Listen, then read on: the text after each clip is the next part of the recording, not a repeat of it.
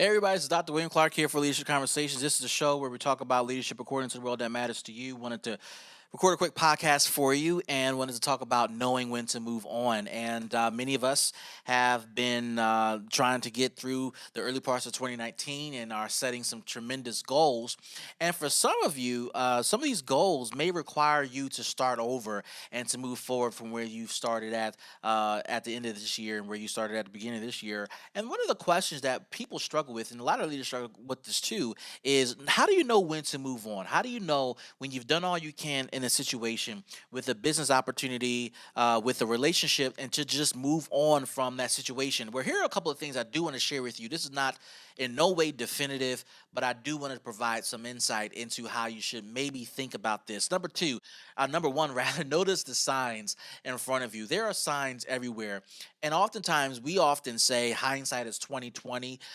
If you looked at the signs back then, you would have noticed what you experienced later on, and that is true in so many cases. We have to notice the signs of things that are happening around us and to us, and as a result of those signs, we have to take those signs seriously and take them for what they are worth. Now, this doesn't mean you're going to perfectly identify signs all the time, and sometimes you may identify signs and may determine that you're willing to deal with what you see. But if you're worried about knowing when to move on, you got to notice the signs. Number two, notice your own feelings. Your feelings matter. Your gut matters. Your intellect matters. You have to notice how you're feeling in those moments. If there's uneasiness, that does not mean go forward all the time. Sometimes it means to go forward. Sometimes we create anxiety and sometimes we create fear for no reason, and it's based upon just not knowing what's around the corner. And you're going to have to be distinctive, or you're going to have to learn how to discern the difference between when your gut feeling is telling you to stop or when your gut feeling is telling you to move forward.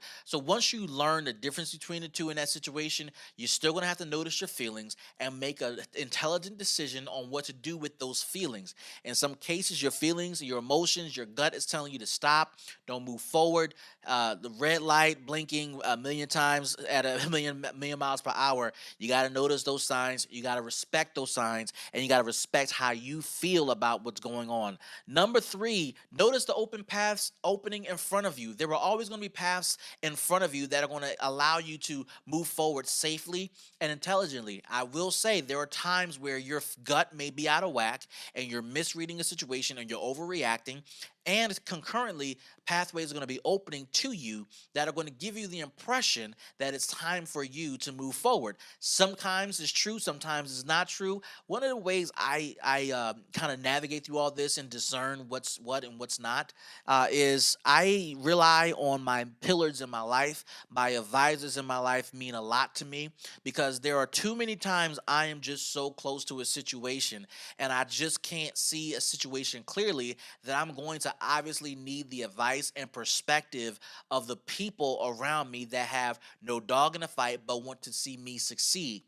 As a result of that, your pillars should give you the best advice possible. Sometimes your pillars are wrong. One of the things I love to do is to have pillars who have different perspectives of life, who see things differently, and sometimes they may be at odds with each other. Sometimes they may be in agreement.